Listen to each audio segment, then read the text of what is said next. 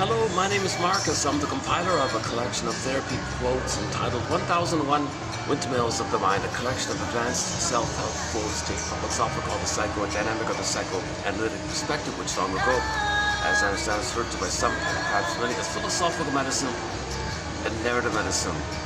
Yesterday, in this very hotel lobby, we posted a lighter batch of quotes, sort of on the lighter side, a few jokes, one about puns, one about the stewardess, the new stewardess one, and there was a third one as well. And we posted some very catchy slogans from the AA people, the AA community. They've got a lot of catchy, clear, insightful, concise, excellent little like proverbs or sayings or maxims or slogans like that. So we posted a list like that. So in this video here, a total shift in tone. I came across an introductory book that students study when they go to college to learn how to be grief counselors. I know it sounds already a little bit. So I took a peek at it out of curiosity. Sure enough, it's not a bad little book. One of the better ones, I think. I'm referring to, can I get it up here? Hang on a sec. Yeah, this book here. So apparently students, when they go to college, this is a common book. I couldn't get the third edition, so I'm going to comment on the original, the first edition one. So maybe we'll update it later on. Maybe I'll turn up the music in that case. Yeah, hang on a sec. I need the music because it confuses. Most of this music above is copyrighted. So if you notice any trims and skip outs, it's because the camera picked it up. I had to trim it out. That's a very common thing that takes place.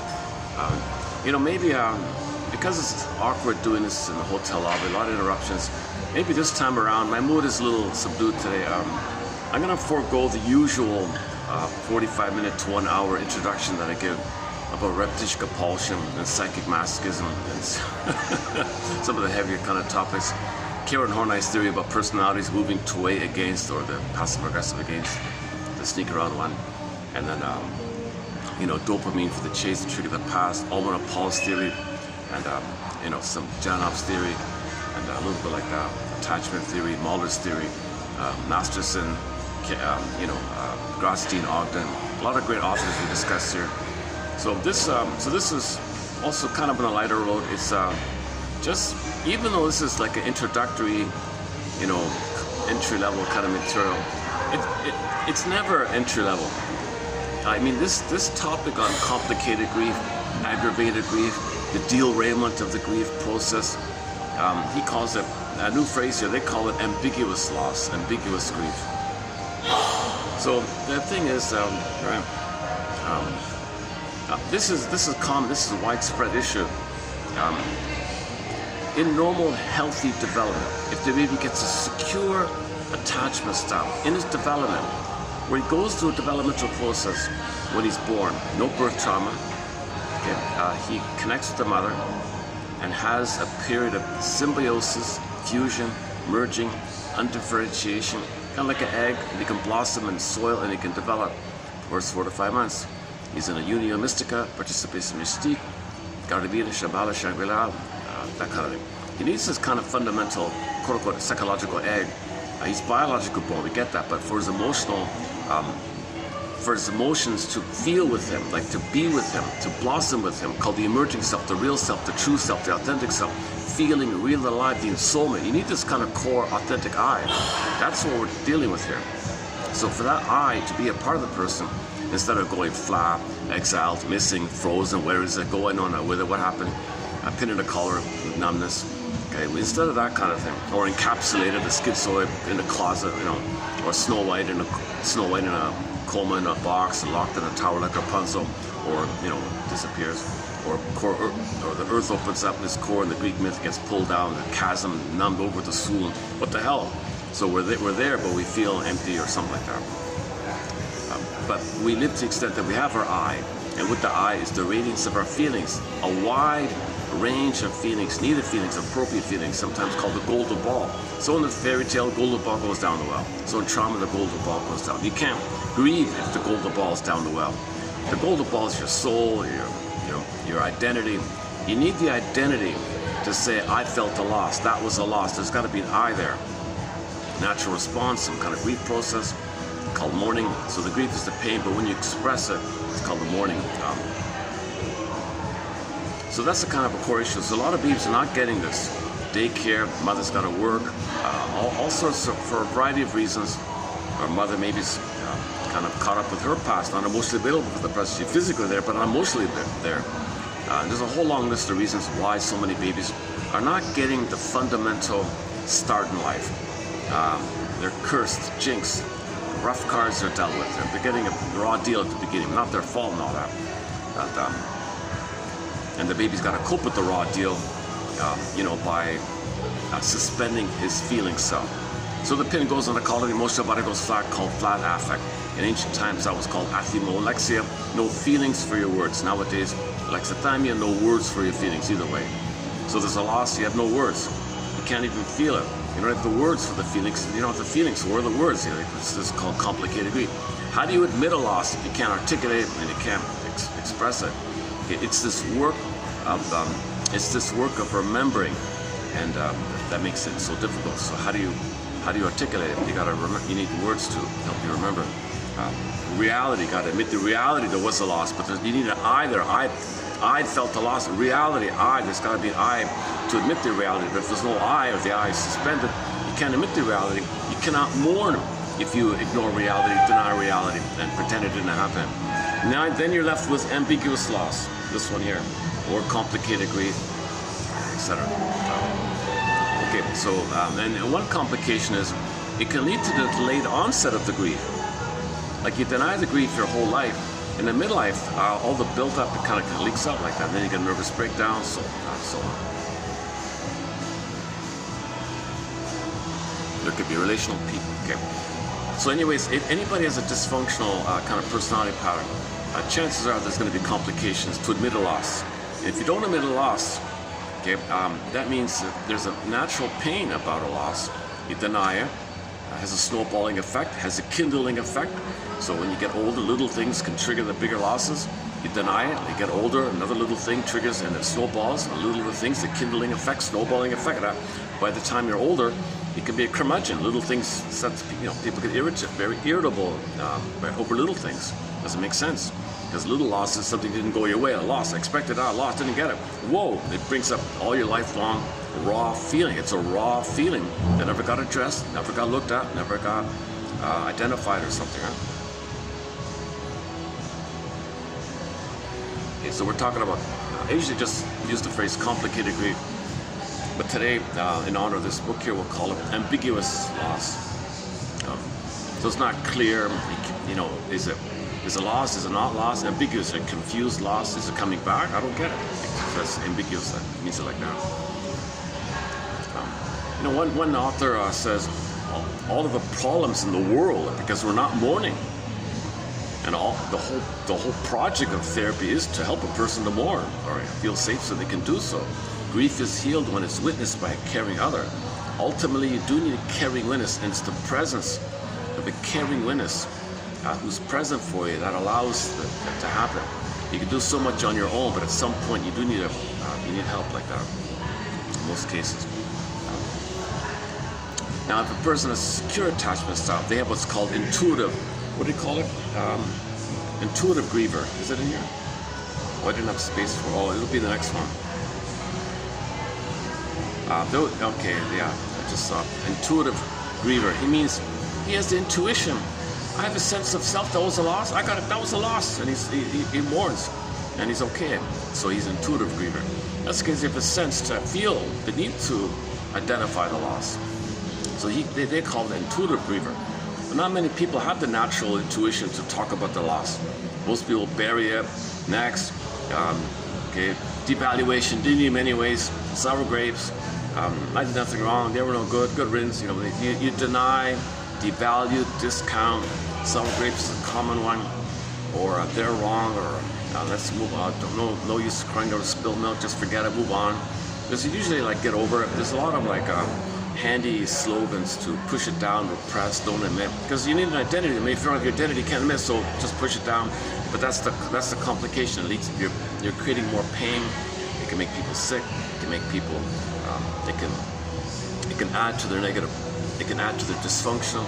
So you already have a dysfunctional personality pattern, pleaser, avoidant or against, or passive aggressive or something, and then you get a loss. It'll just add to it. It'll just increase it.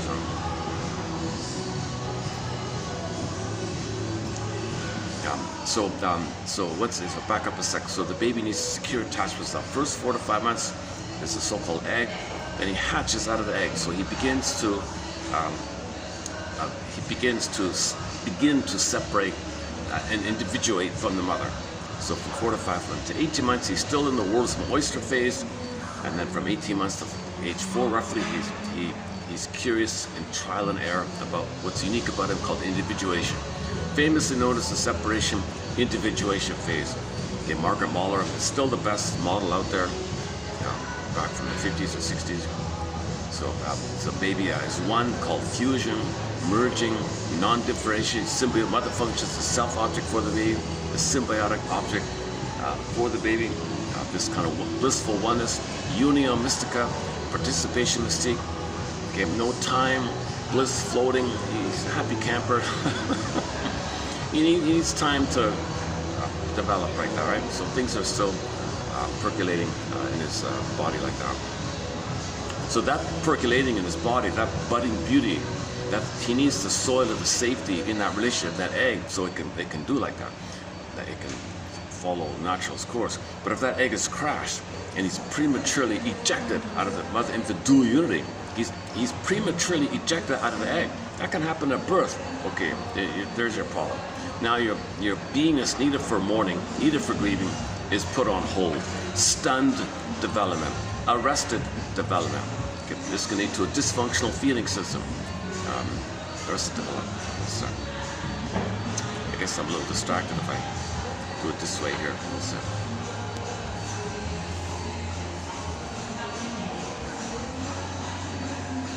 Where else can I go?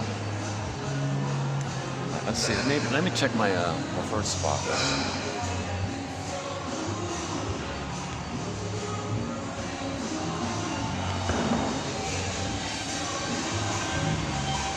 Yeah, I could go there actually. Yeah, I think they're leaving over there soon. Soon I'll be able to move over. Okay, that's good.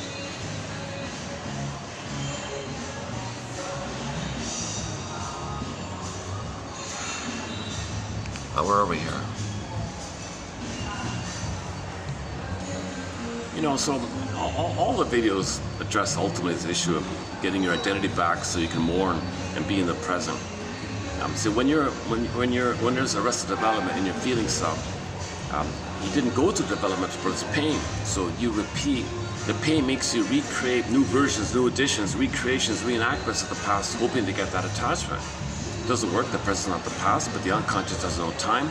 So repetition, compulsion, you reenact and recreate, okay, symbolically in a mirage way, a fantasy way, that you're still in the past waiting for mother's love, not knowing that you're a love fugitive from the love that you see.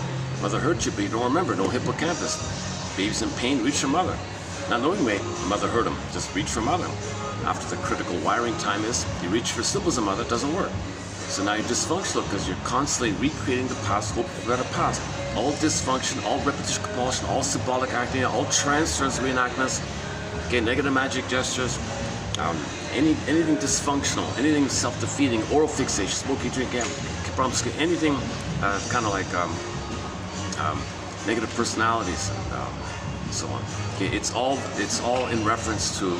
It's just a variation of this. I really shouldn't sit here. Jesus. I get some pretty intense looks. People think I might be filming them because they don't know I'm talking to the camera. They might think I'm pointing outward or something. I get that sometimes. Oh, he gave me a roll.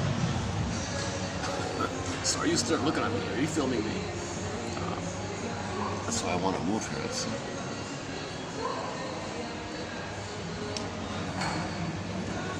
Okay, man, oh man, it's just so hot outside. Like, it's kind of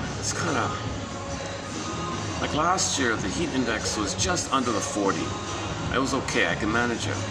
Like 38, 39, 40. Okay, whoa. But now it's like 41, 42. It's like a little extra. I'm noticing the difference. my indoor venues are extremely limited now. So I've gone to this, I take this near the Sky Train. It's one positive thing. And they're friendly around here, but I don't want to disturb the guests. Okay, one second. I can't really get into any kind of flow in a public place like this. Although yesterday wasn't so bad. Yeah, yesterday was. I was in a calmer mood yesterday. I think maybe with the comedy jokes. The one about the puns. So one guy was he fancied himself a comedian, so he collected 10 puns and emailed them to his friends, hoping that one of the puns would make them laugh, kind of thing. No pun in 10 did.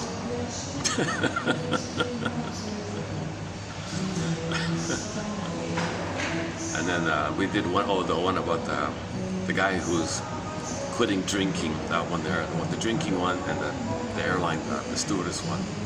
So we did 3 jokes yesterday. A little unusual for me here. But okay, let's go back to the complicated grief. So some people do it naturally. Yeah, something happened, they lost something. They're sad about it. They talk about it. The instinct is, I'm really sad that this happened. They have a caring witness, and they have a good cry out about it, and they have a little pause and all that. If they're angry about it, didn't expect it, but bargaining phase, what happened? What did I do wrong? What did I go wrong? I'm angry, I'm sad. You go through this so-called phases of grief. It's not perfectly linear. They can spin around like that: bargaining, sadness, anger, shock, denial, numb, spaced out, manic behavior, regression, like that. So go to the clip from the Carol Burnett comedy show, a clip called "Visit from Dan." The late Carol Burnett played a housewife named Eunice. Eunice got a phone call from her husband telling her that he's dumping her for the waitress, and he's at the airport. They're going to fly off together, searching for happiness. You saw her go through the grief stages.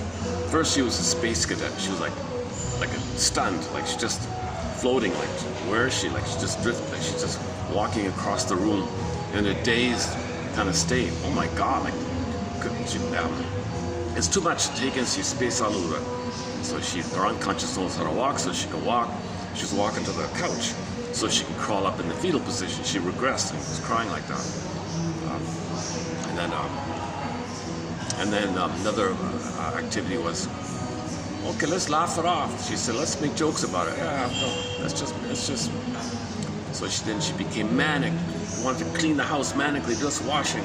So keep busy, keep distracted, make jokes, distract, manic, keep busy. What's the other one? Okay, there was a couple other, I forgot already. But that's a great little clip, Visit from Dan. We talk about it in the context of narcissism, because her mother witnessed all this and said, my son-in-law left? That no good. I don't like what he said about me. I didn't like what he said about me that time. And the daughter's saying, I can't believe it, here you go again. My life is devastated. I'm a single mother, 2 kids, no work skills. And here you are taking center stage, making the situation all about you. You're more worried about some insult that he gave you once than my life here.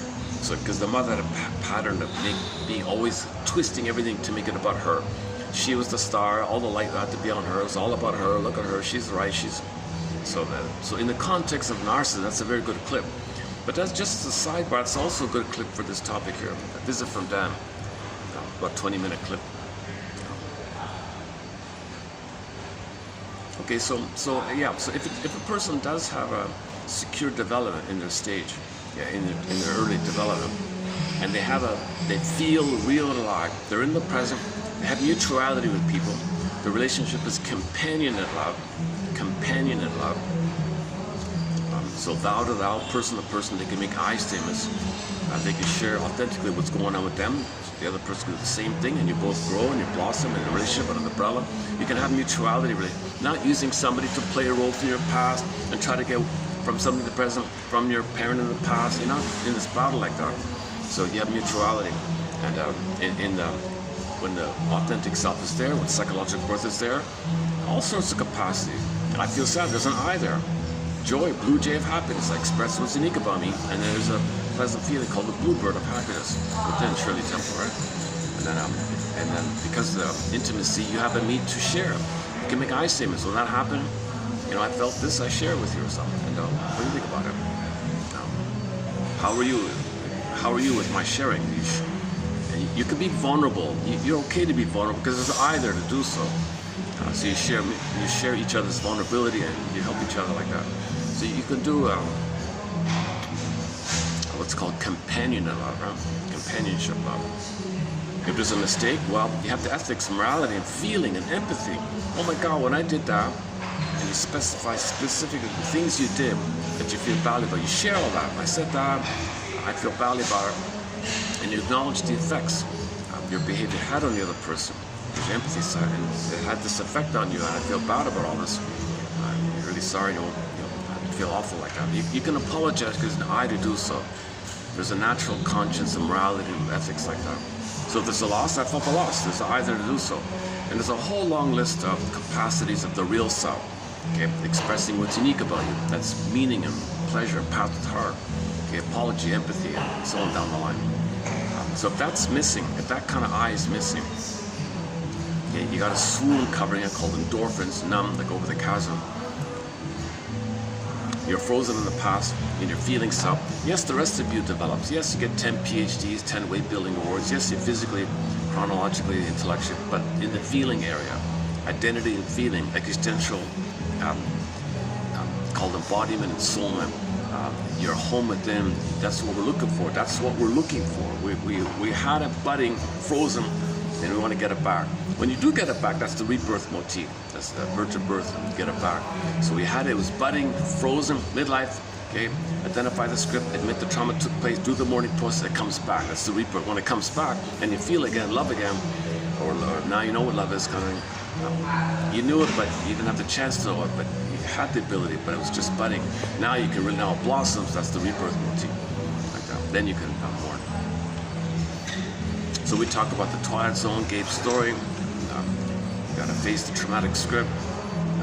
One life furnished early emotional poverty, and I think another Twilight Zone episode with the closing rate is a bit of sweet. You're gonna be dysfunctional, trying to be loyal to the mother, because the baby's angry at the mother. The anger turns into himself. He hates himself as a cry for love to the mother. Mother didn't respond, so the cry turned to anger, and the mother didn't respond to the anger, so it turned to himself. So he's angry at himself, meaning he's crying for love for the mother. There's a lot of pain like this. Okay, the trick is you're going to pleasurize it by chasing for oral fixations. Get the trick of the past, the blissful feeling, the womb utopia, which fuses with the pain. You discussed the recent videos called Psychomask. It's dopamine for the chase, the trick of the past, ring and roll, misery machine, then the top layer of the cake is rationalization. This takes a good hour to go through that kind of process. And then you're repeating, move towards, away, against, or sneak around, passive aggressive against. So various personality patterns. So meanwhile, you're missing so much. You're missing your real self, who you are. Please play the song by Roger Hodgson. Please tell me who I am. You think you're the false self. No, the false defensive self, the repetition compulsion, the mechanism of the mind, the scaffolding of things you do to make you unaware of the pain, chasing for symbols, to get mother's love in the past. This is a defensive thing you're doing. That's not your real self. That's your false self. The false self is there in response to your real self not being there. You create a false self as a defensive mechanism to make you unaware of the pain of losing your real self. It's like a band-aid or psychic tourniquet or something. It just shields you. Now you have defensive needs to maintain the defensive thing. That's not your real need. The real need was unmet. And what's pushing the repetition compulsion via the false self is you're recreating the very thing that caused the false self. So the false self is just entrenched, repeat, entrenched. It doesn't work. As the pain wants mother's love in the past, the real self. If you have mother's love in the past, then you can end up with the real self. That's why he's repeating. He wants the real self, but to get the real self, he needs the connection, the secure attachment stuff, so that theoretically, in the timelessness of the unconscious, so we can go through developmental process. But there is time, it doesn't work. But there's no at the unconscious. I'm really fumbling here today. I'm not distracted. Let me change it up because I'm not really too anxious here. Oh, son of a bitch, someone. yesterday. Oh, those are all, oh, Jesus.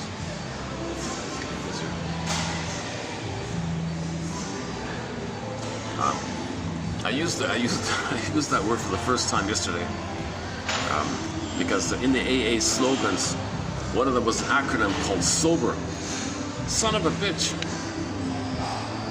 Everything's real. The last one, the very final one of the list was the acronym SOBER. SOBER. Son of a bitch. Everything's real. Oops.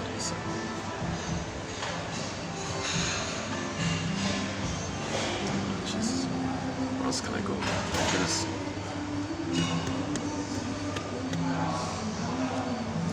Okay, I've got one. Oh no, that's even taken. I can see over on the other side. That's taken too. Oh man, it's gonna, for the next little while, the heat like this, I gotta figure something out here. My goodness.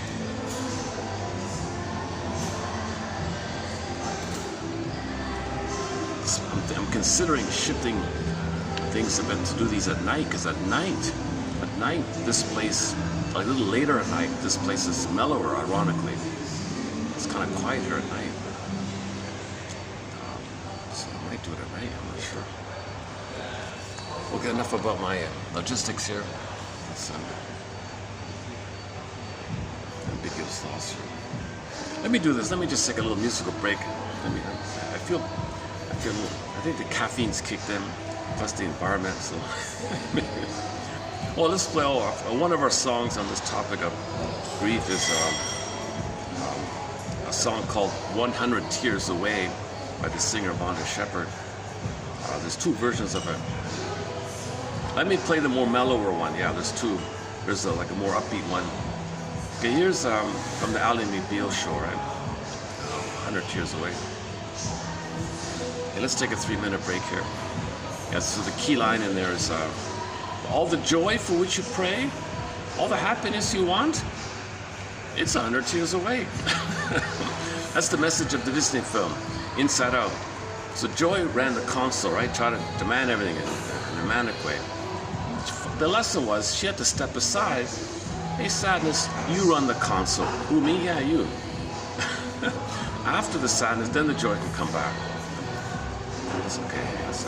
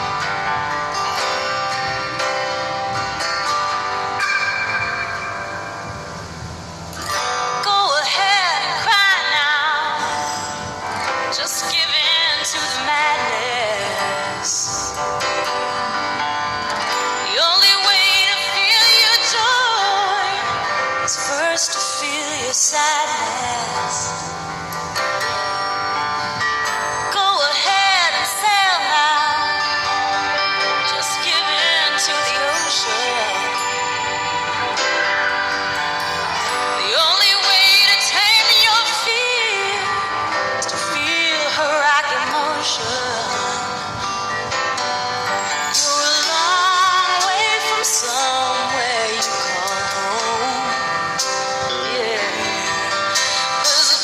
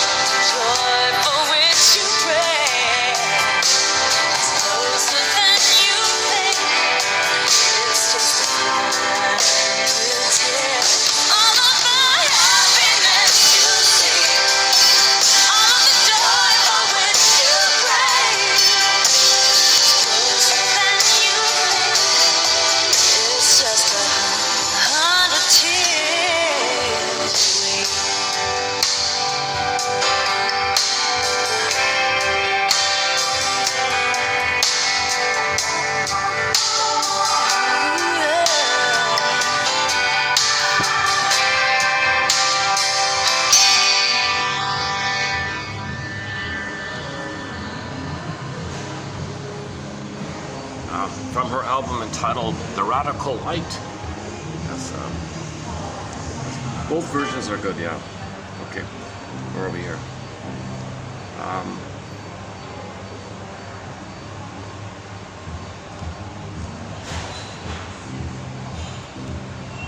Yeah, okay, let's just read the quote then. Ambiguous loss.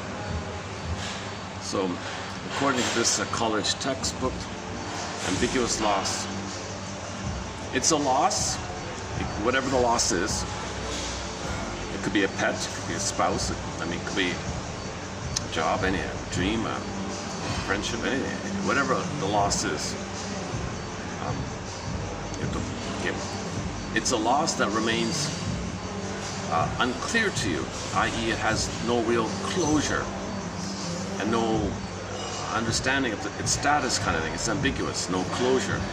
Because the situation is indeterminate, the experience may feel like a loss, but not be readily identified as one. You can't really admit that it's a loss. Things are vague. Hope can be raised here and destroyed many times over. That individuals may become psychically numb and unable to react even. So now you're kind of like frozen, yeah.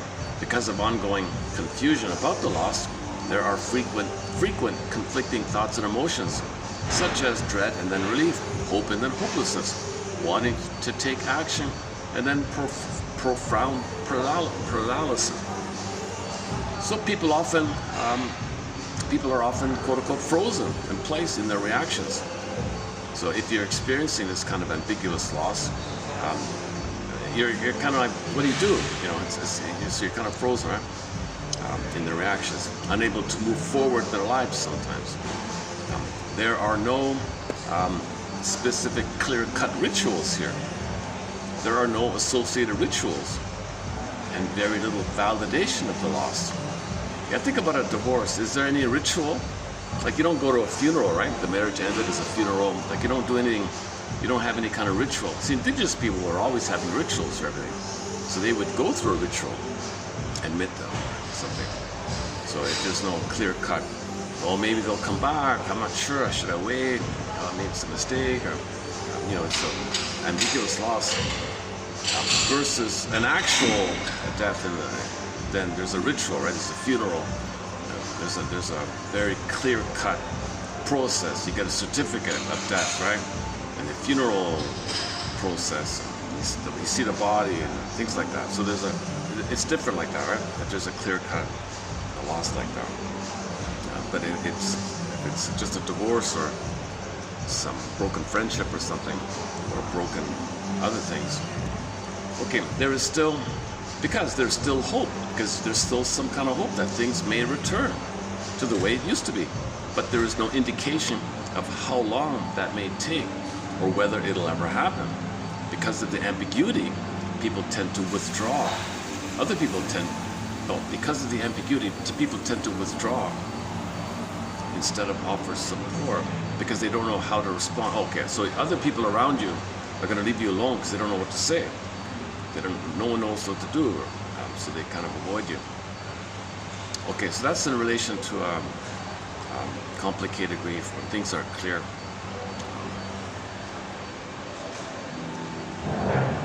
Okay, let's go on. Okay, so now let's just move on. Grief in general here. So grief in general. Grief is a part of an intrinsically mediated response that is based on our attachment system. Okay, so there's a link. Think about your attachment style and your ability to mourn or not mourn. If a person has an insecure attachment style, reactive, disassociative, chaotic, whatever, avoidant, dismissive, okay, anxious, preoccupied. If a person has a chaotic attachment style, that's going to make the ability to mourn very complicated. Versus a secure attachment style, they can mourn, it's easier. So there's a clear-cut link, like just be aware of that link. Grief is part of an intrinsically mediated response that is based on our attachment system. Our attachment system or style typically exists outside of our awareness. The loss.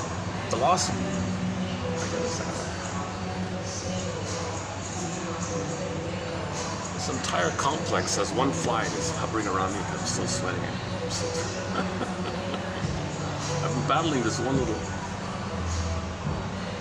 I didn't really fully pull off when I got here. So. Okay, grief is part of an intrinsically mediated response that is based on our attachment system. It's funny, I thought yesterday's video was kind of good. I kind of look forward to coming here. Maybe this will work out. This will be another good video. This video is turning out to be a bit of a disaster here. Let's see if we can save it here. I don't want to well, it's only 30 minutes, right? I could just stop and start tomorrow without the fly. The loss of an attachment figure. The loss of an attachment figure will be experienced as an immense fear. Yeah? So anytime you lose somebody, it's going to trigger the loss of the mother. So if you're in a relationship and that person is not there anymore, you're really feeling the ancient, archaic fear that the person as a baby felt, thinking there might be no mother. So it's really intense if there's a loss, right? If a person's secure attachment style, okay, I still have myself. I don't lose myself. But if you're in a relationship, the idea of the relationship is that it's your mother in the past from the unconscious point of view, and you need your mother to have yourself. You didn't get yourself. You're still in that kind of place in the past. So that person goes, that's like a baby having no mother. You're feeling that kind of stuff. Right? Versus somebody who had a loving mother, had an identity, relates to somebody and something happened, they're gone, whatever. Okay, you still have yourself.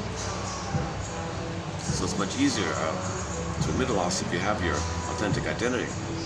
But if you have no identity and you lose somebody without having an identity, and you were in a transference love situation, the transference of the mother onto that person being a stand-in for the mother, need a mother in the past, so you can go through development which was missing. That person can't do, but you were suspended in a kind of hope like that. So you're very invested to still have the hope to get development from the past like that.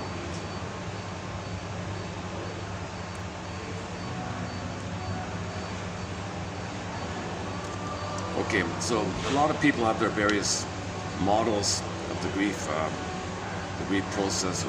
Rando, 1993, she offers the 6 R's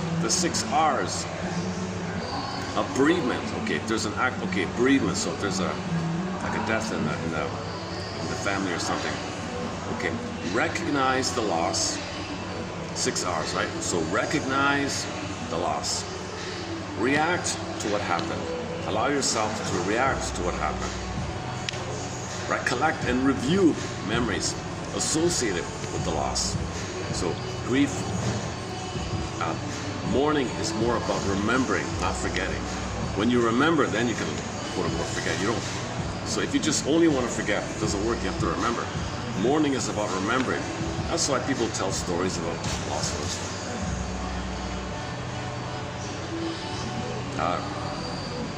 Okay, you gotta adjust to a new world here, adjust to a new life after the loss, and finally you're gonna reinvest and reconnect and re-enter the world kind of. Acknowledge the reality of the loss.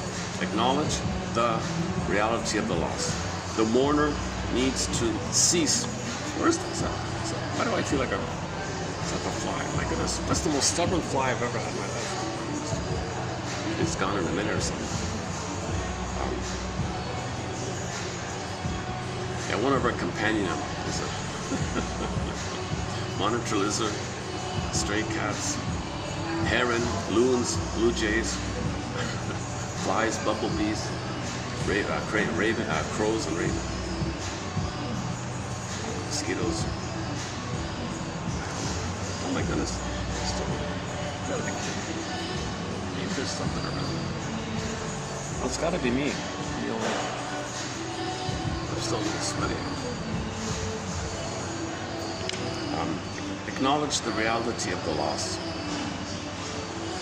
The mourner needs to cease denying that the death has occurred. The mourner needs to cease denying that the death has occurred and come to recognize that the loved one really is gone and it's not going to come back. The mourner needs to examine and assess the true nature of the loss. Neither minimize nor exaggerate.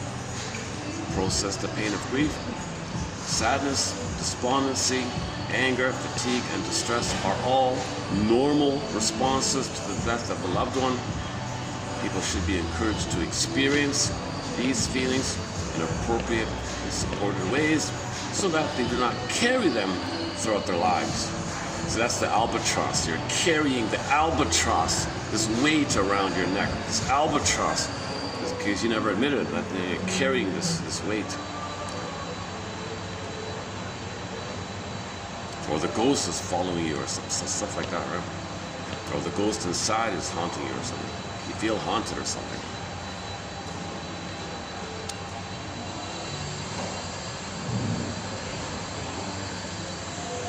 Adjust to a world in which the deceased person is missing. A full awareness of the loss. A full awareness of the loss of all of the roles performed by the deceased in the life of the mourner may take some time to realize. Challenges to grow are presented to the mourner as he or she assumes new roles and begins to redefine himself or herself, often learning new coping skills.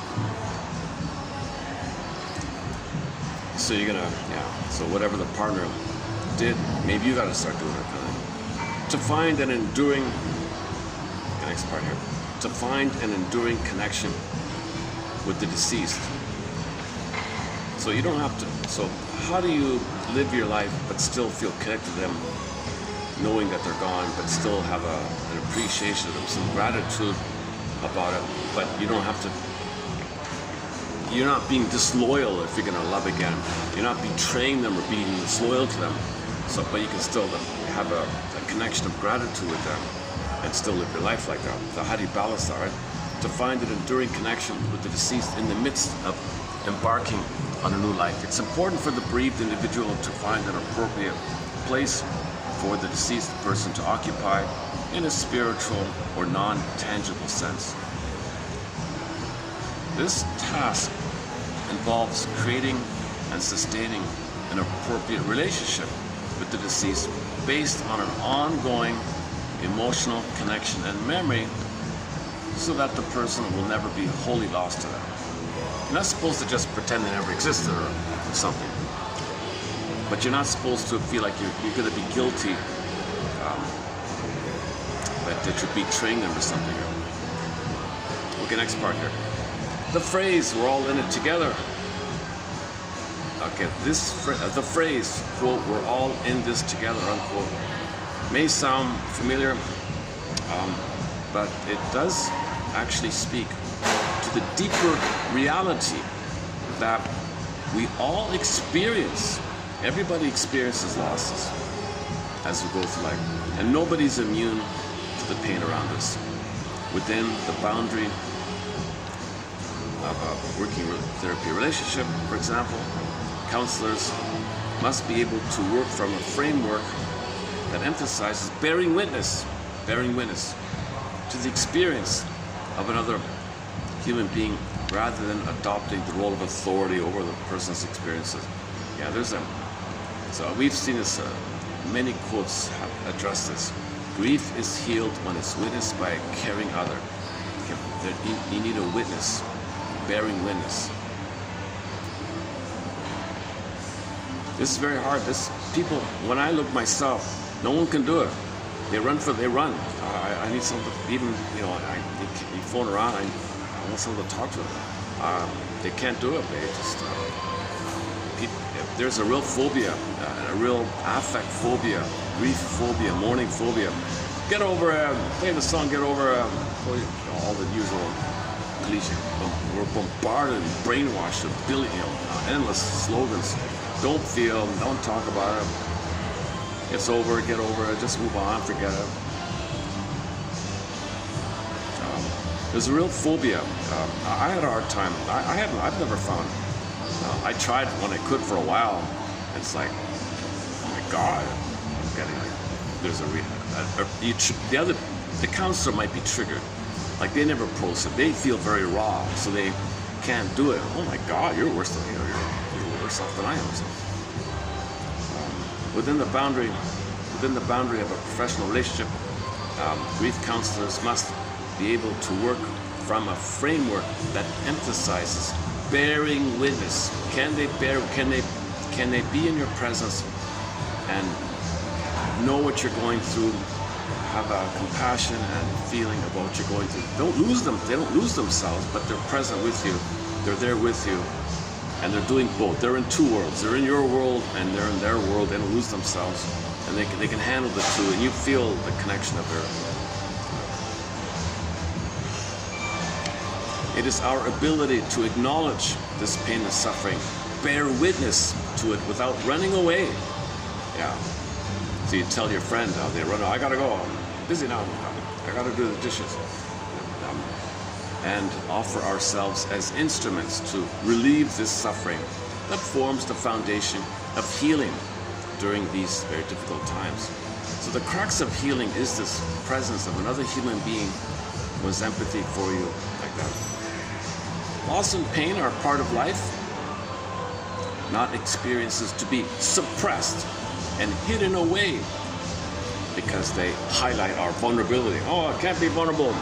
Okay, so this is taboo on vulnerability, taboo on tenderness, taboo on feelings and weakness and grief. There's a huge taboo. We're brainwashed from every day. No, cannot be vulnerable, cannot suppress, deny, repress, deny. No. Loss and pain, it's a natural human reaction. Not supposed to bury it all the time. As grief counselors, okay, so they're addressing grief counselors, right?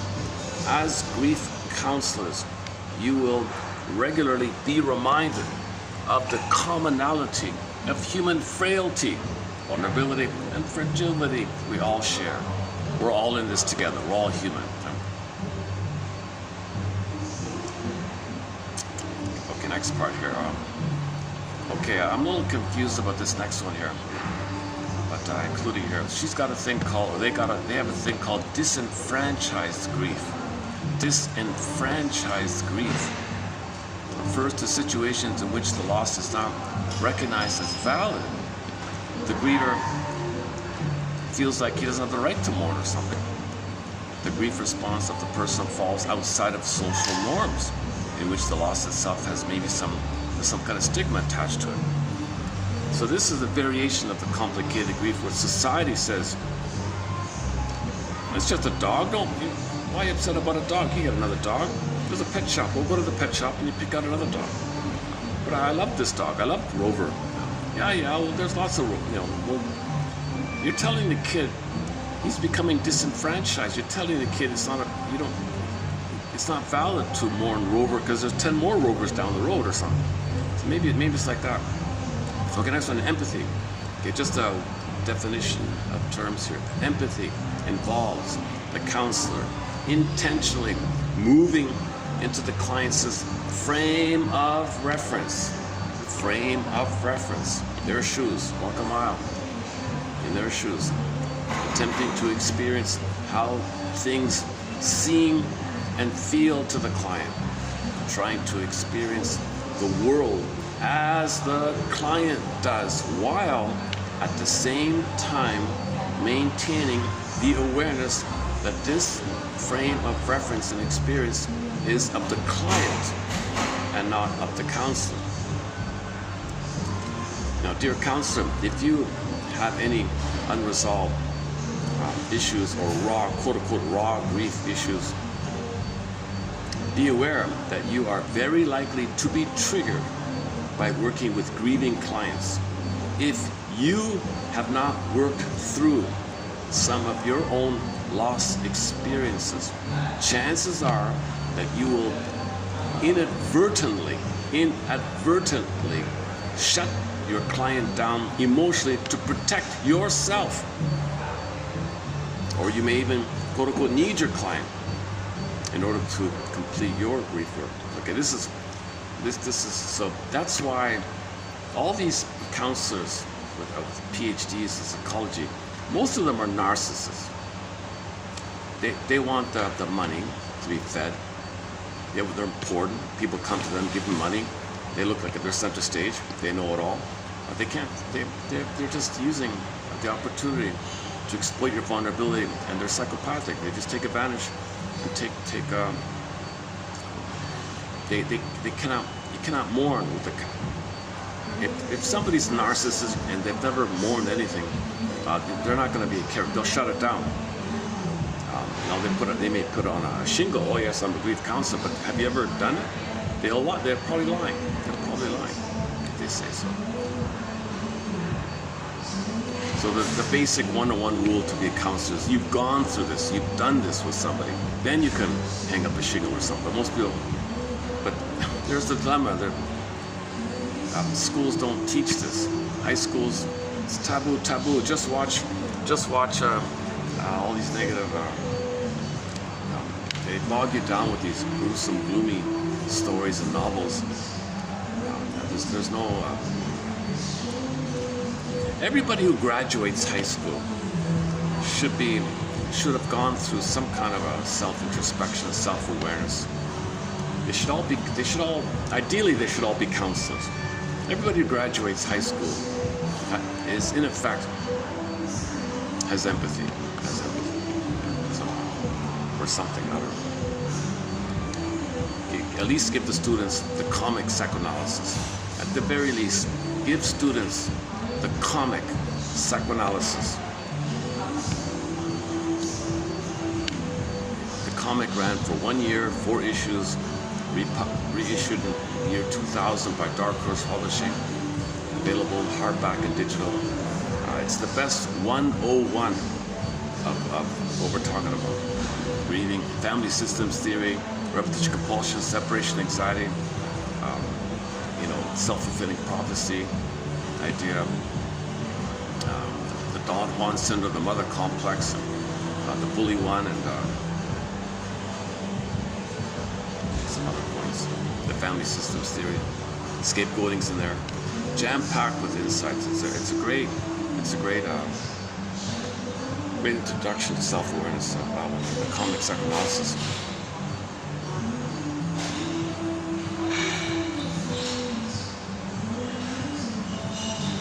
Grief is a universal experience, and we all experience losses throughout our lives.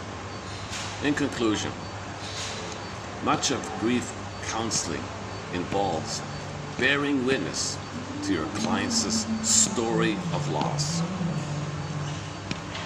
Much of grief counseling involves bearing witness to your client's story of loss. See, if the client can tell his story of loss, and the other person can bear witness, he'll grieve, discharge. It's a level of release. Then you can be in the present, live in the present, and still remember them like that. Okay, let's see if the phone will read it out here. So let's take it out. Hopefully this will work this time. I gotta reset it here. I'm gonna let the phone read it out here. Hopefully it'll work. Ambiguous loss. Ambiguous loss, loss that remains unclear, cannot be fixed, and has no closure. Because the situation is indeterminate, the experience may feel like a loss, but not be readily identified as one. Hope can be raised and destroyed many times over that individuals may become psychically numb and unable to react. Because of ongoing confusion about the loss, there are frequent conflicting thoughts and emotions, such as dread and then relief, hope and hopelessness, wanting to take action and then profound paralysis. People are often frozen in place in their reactions and unable to move forward in their lives. There are no associated rituals and very little validation of the loss, as opposed to a death where there is official certification of the death and prescribed rituals for funeral and disposition of a body. There is still hope that things may return to the way they used to be, but there is no indication of how long that may take or whether it will ever happen. Because of the ambiguity, people tend to withdraw instead of offer support because they do not know how to respond. D. Harris and H. Winnecourt referencing P. Boss.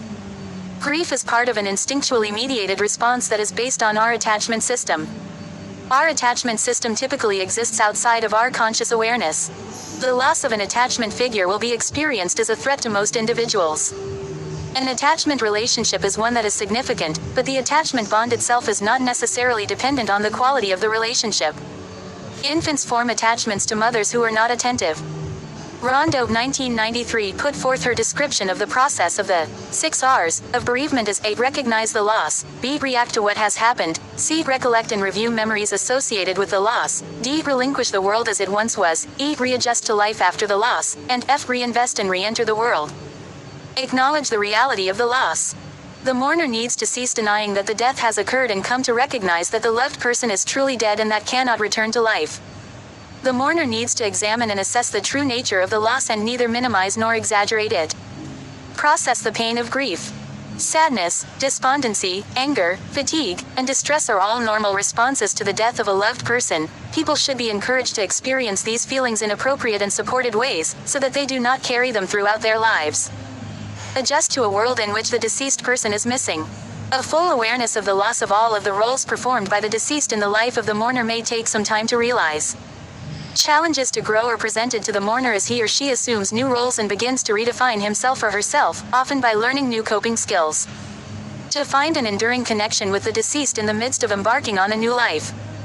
It is important for the bereaved individual to find an appropriate place for the deceased person to occupy in a spiritual or non-tangible sense. This task involves creating and sustaining an appropriate relationship with the deceased based on an ongoing emotional connection and memory, so that person will never be wholly lost to them. The phrase, "we're all in this together," may sound trite, but it does speak to the deeper reality that we all experience grief and losses as we go through life, and nobody is immune to pain and suffering at some point. Within the boundary of a professional relationship, clinicians must be able to work from a framework that emphasizes bearing witness to the experience of another human being rather than adopting a role of authority over a client's experiences. It is our ability to acknowledge this pain and suffering, bear witness to it without turning away, and offer ourselves as instruments to relieve this suffering that forms the foundation of healing during these very difficult times. Loss and pain are a part of life, not experiences to be suppressed and hidden away because they highlight our vulnerability. As grief counselors, you will regularly be reminded of the commonality of human frailty, vulnerability, and fragility that we all share. Disenfranchised grief refers to situations in which the loss is not recognized as valid, the griever is not recognized as a valid person to mourn a loss, the grief response of the individual falls outside of social norms, or in which the loss itself has a social stigma attached to it. Empathy involves the counselor intentionally moving into the client's frame of reference, attempting to experience how things seem and feel to the client, trying to experience the world as the client is, while at the same time maintaining the awareness that this frame of reference and experience is of the client and not of the counselor.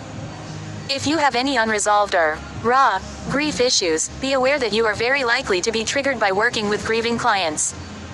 If you have not worked through some of your own loss experiences, chances are that you will inadvertently shut your client down emotionally to protect yourself, or you will need your client in order to complete your own grief work. Grief is a universal experience, and we all experience losses throughout our lives. Much of grief counseling involves bearing witness to your client's story of loss. D. Harris and H. Winnecour. TQ 3261. I'm just going to move it over on the other side here.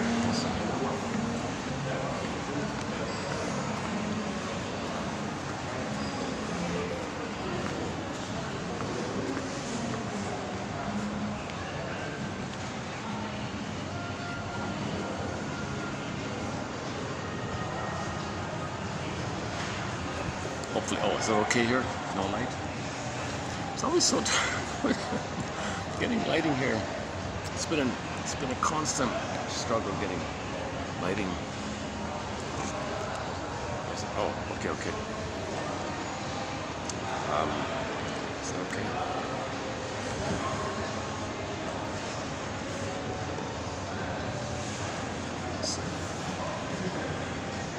If I do it this way, can I get lighting?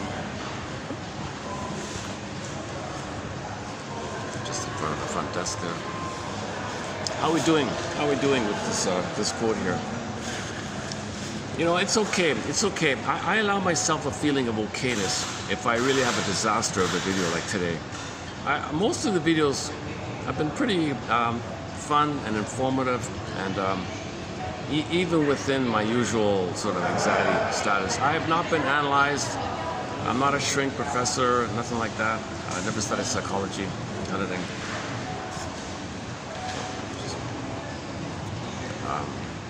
So disclaimer. I'm not a grief counselor. They don't even teach communication skills in school.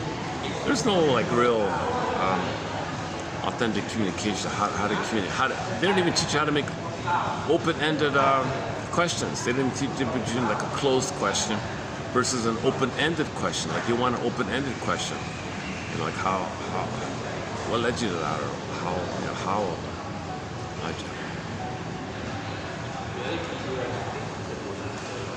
Between then and now, what happened? Like just open-ended questions versus yes or no questions. I statements. When that happened, I felt that.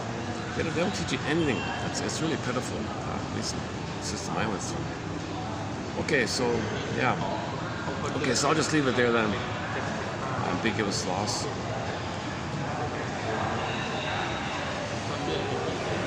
Yeah, okay, I like this part. We all experience this. Every human being experiences loss. And a lot of manic behavior is a defense against loss. Well, a lot of the manic things people are doing is because they can't mourn, they can't grieve, they can't feel lost, they can't admit it, they can't tell the truth, they can't tell the story of their loss, they can't do it. Pain. Well, keep yourself busy, distraction, repeat, recreate, and you're angry and you're negative and make excuses. And a lot of manic behavior, a lot of it's about this. It's about the inability to sit with somebody and tell their story. Because if you start to show vulnerability, well, you're remembering all the brainwashing. No, you're vulnerable. They're gonna, you're gonna remember when you were a child what happened when you were vulnerable and trusting, and you're gonna live that in the presence of somebody, a stranger kind of thing. So you're gonna relive, and you're gonna assume the person of the present is. You're gonna project your projecting mother or your own anger at yourself onto them and think they're gonna be angry with you. So projection is a huge part of this issue.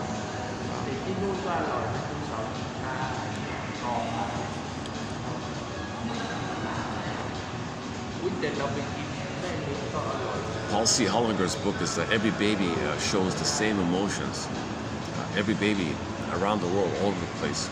Oh, hey, I just found something this just before coming out. Should I dig it up here? There was a concert. There's a concert. Very good concert, I thought, by a band I'm not too familiar with. An indigenous group from Siberia, singing in their first language. What are they called again? Oh boy, I remember it. Let me see if I can dig it up here. What are they called again? Give me a second to see if I can find it. Give me a second.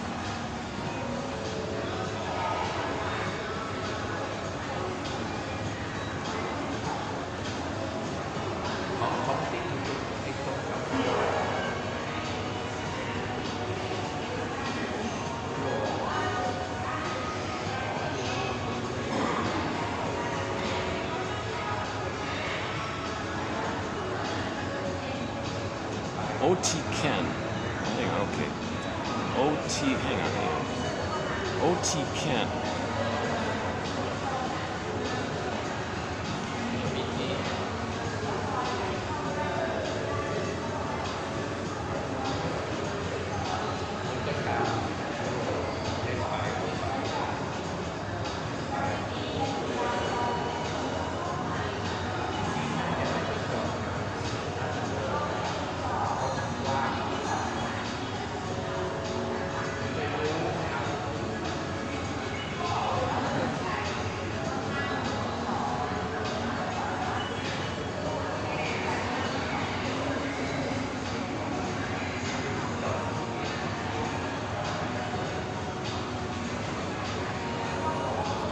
O.T. Ken.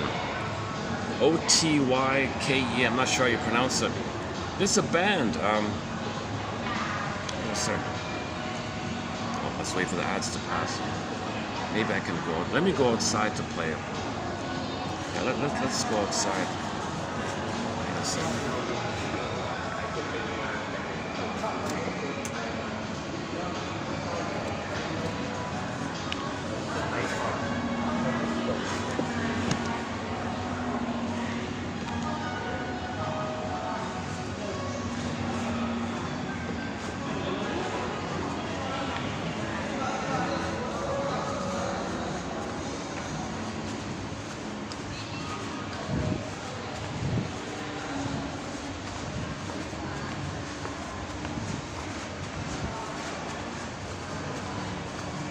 Oh, good. Oh, they left. Okay, let me go to my preferred spot. Let's play a little bit of this concert.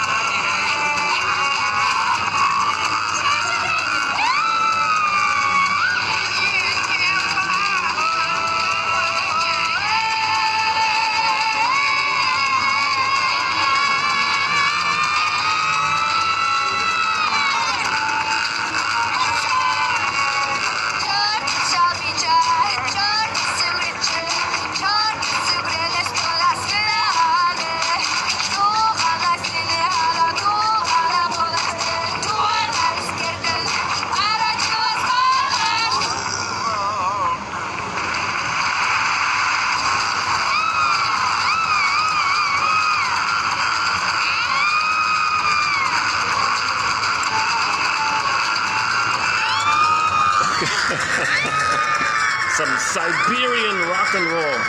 Siberian Siberian rock and roll.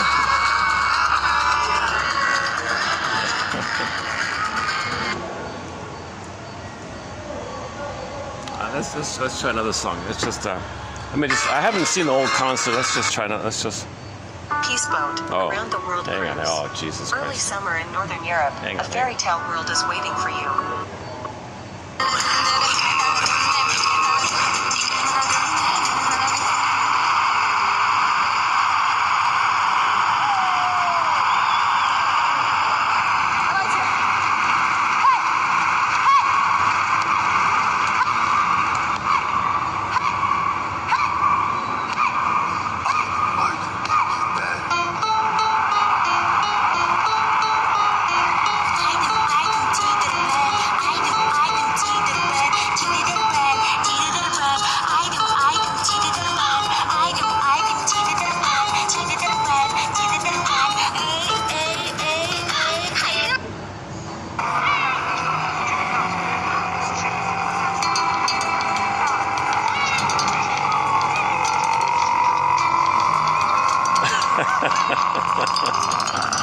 Look at that, the famous throat singing.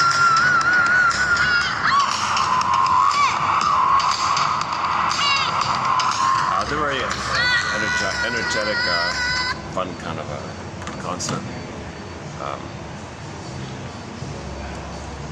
Paul Penna does throat singing. He went to Mongolia to perform throat singing with the famous throat singing band. We played it earlier. The Inuit do a lot of throats. Beatrice Deer and Susan Aglu-Kark and others. They do the throat singing. Very popular up there in the icy area. So they're from a snowy, very cold, snowy kind of place. I'm not sure what language they're speaking. It's an indigenous ethnic minority group. Just discovered them, eh? Look at that. Called OY. They've been around a while, eh? OTYKA. I noticed them because somebody announced they have a new single. They put out a new song called this one here.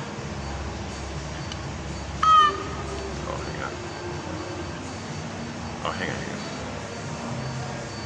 on. OT. Let's forget about the music video. OTYKEN, right? This is their new single that just came out. Let's see. Where is it?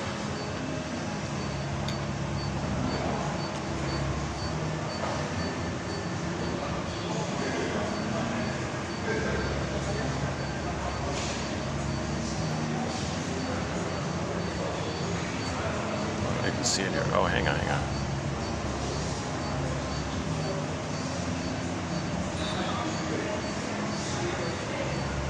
Oh, I see. They always put the music videos first, right, before the audio. I just want to play the audio. Hold on a second.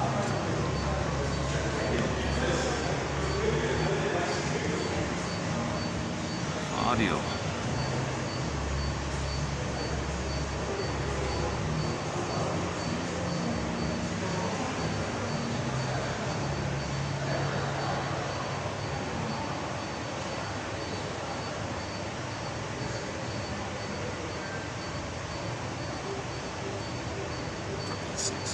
Where is it? Hang on.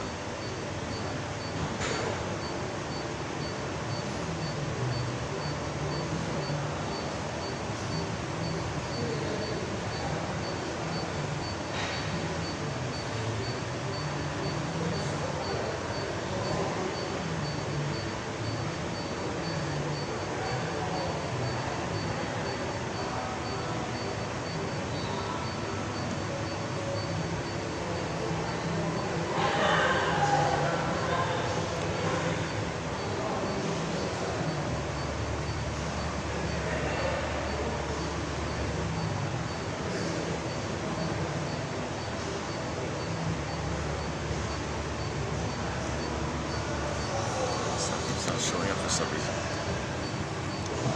I'm not interested in the music. Well, this was the music portion of it. Let's just play a part of it.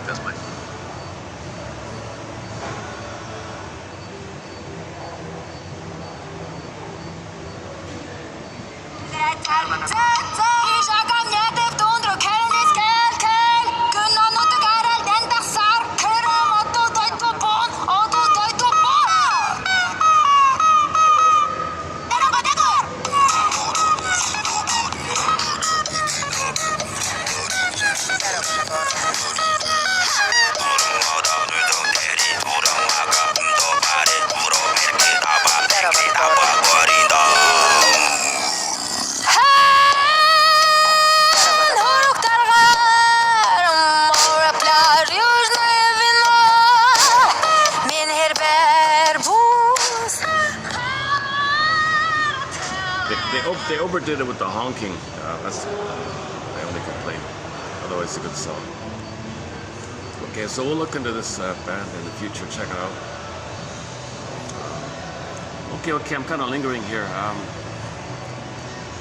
We let the phone read out the quotes already, right? So not much material in this video here. In most videos, we cover way more ground. I usually prepare more quotes, and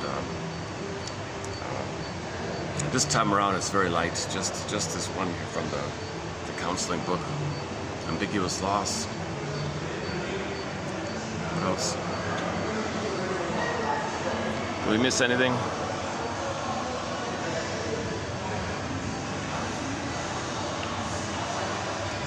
Yes. Yesterday's quote from the AA was similar to this. Nobody's rejecting you. Nobody's hating you. Or something like that. They're showing you their limits. That's their limit. So reframe that everybody's coming from the limit of how much they can be of themselves, give of themselves. Maybe they can't, so they're angry. They're not rejecting you. They're just in pain that they can't be themselves. They're in pain because they can't be themselves. They're not consciously trying to reject you. If they're angry, because they're being triggered of the past and angry at the mother, and anger is a cry for love. Everything's love or a cry for love. So if somebody's rejecting, that means they're angry. They're angry, and all anger is a cry for mother's love back in the past, driven by the timeless brain that doesn't know time, so all time is that time. The present can trigger it. The present can trigger the past. So you gotta think of the empathy from the frame of, she talked about the frame of reference. What is the frame of, what was it again? Frame of something. For empathy involves intentionally moving into the client's frame of reference. Okay, the frame of reference, that's your traumatic script. Your traumatic script, timeless, repeating, hope for a better path. That's their frame of reference. Empathy is, you see their frame of reference, the pain of it, and whatever they're doing that you don't like, let's say. Well, that's their frame of reference. That's their construct, mental construct, psychic construct. They're doing it because they gotta cry for love in some way. If they didn't, something worse would happen. Yeah, Paul Ecker said, if you don't like something in what someone is doing, well, from that person's point of view, okay, inside of them, there's an unconscious self. From their unconscious self, the unconscious self in them creates the thing that you don't like because the unconscious self in them thinks something worse will happen. And the unconscious in everybody is kind of driving us, unless you're conscious of and update things. Memory reconsolidation and update things. If you don't update, you're coming from the past like that. So originally, the child develops strategies to deal with the pain. Otherwise, the child will perish. So those strategies make us dysfunctional. So if you see somebody dysfunctional in the present, well, that's because they're coming from the unconscious time. And the unconscious still believes that if they weren't dysfunctional, something worse would happen. So they want the symptom. The unconscious wants the symptom. They want the dysfunction. They're not rejecting you. They're being dysfunctional to deal with the pain of not getting mother's love like that. So don't think somebody's consciously. You might think that, but ultimately it's cry for mother's love in the nursery. Anything you don't like, put it this way, anything that you don't like, in most cases, they're crying for mother's love back in the nursery. They don't know it, right?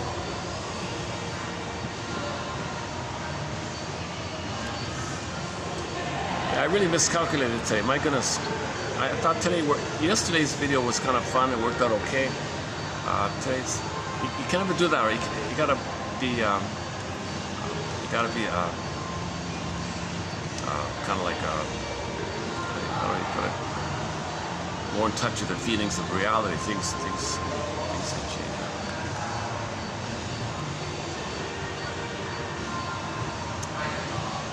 Should we take a quick peek at the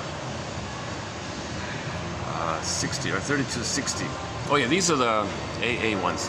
Okay, maybe I won't do it here, but if you go to yesterday's video, I previewed 3260, the AA quotes. There's some good ones in here.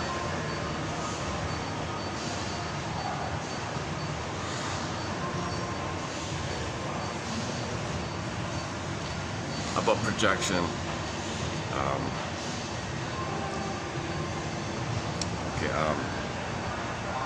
Okay, the self-help exercise.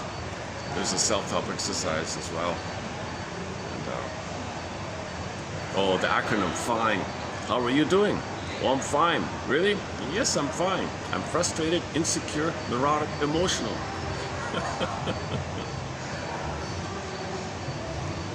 Okay, a variation to the AA slogan, man takes drink, drink takes drink, drink takes man. A variation of that is this one here. Alcoholism has 3 phases. Number 1, fun. Number 2, fun with problems. Number 3, problems. Period. Alcoholics are egomaniacs with inferiority complexes. A variation that the alcoholic is both God and helpless infant. Talk about the history. Oh, the BAR acronym. The bar, be a bar. If you see a bar, well, be aware, alcohol, run. Maynard Krebs, run. Or be aware, alcohol, ruin, it'll ruin you. Or, yeah, be aware. And the acronym sober, son of a bitch, everything's real. AA slogans. Guess it was kind of fun, yeah. How many views? Yeah, I thought yesterday's video would have gotten more views, considering it was such all the humor in there.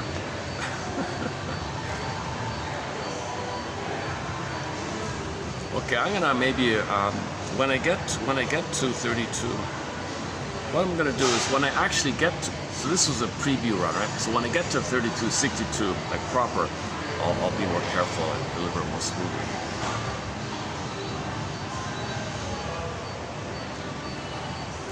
So this was a rough draft, very rough preview draft.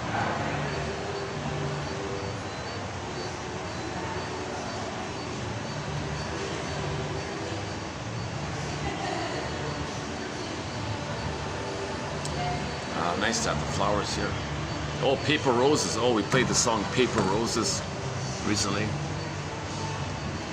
The famous song Paper Roses. Your love is an imitation love. Just like a paper rose is an imitation rose, your love is an imitation. Like a paper rose is an imitation. Imitation love. By Marie Osmond. Played that recently. Yeah, I'm gonna follow up on that ITAC. What's it called? AY. How do you pronounce that band's name? AY. What was it again? ATYKEN. Okay.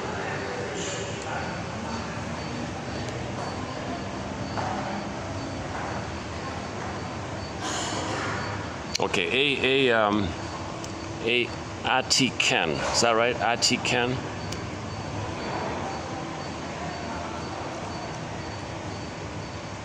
These are their albums, right?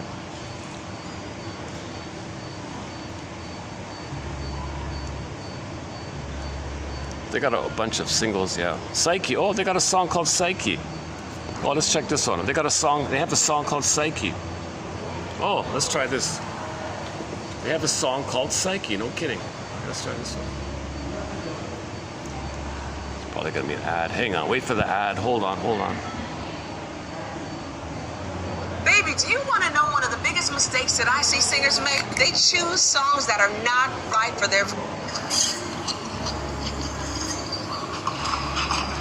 Sandro ute. Husker du kom? Kakak itu baru kenal. Olan. Buka kaca kan?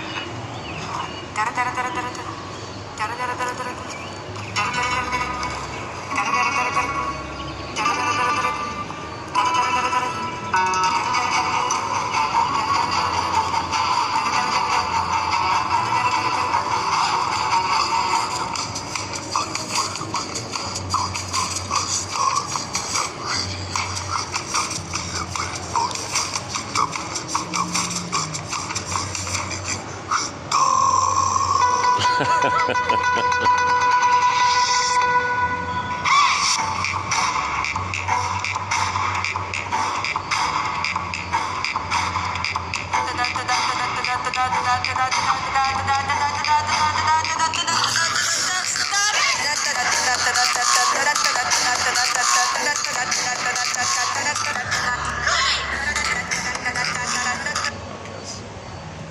that one a pass.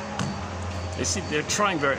Maybe they're. I feel like they're trying extremely hard to be entertaining, attention grabbing, kind of thing. Need a lot of pressure on them, I guess.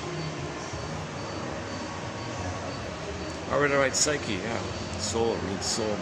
That song doesn't give me any impression about that at all. All right, never mind this.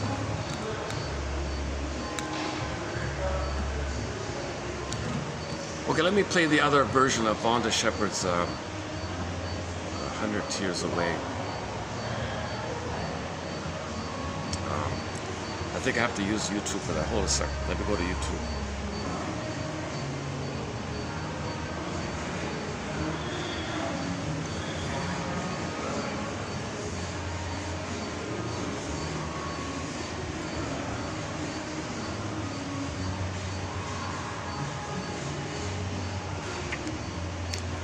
Okay, when this version ends, I'll hit the stop button.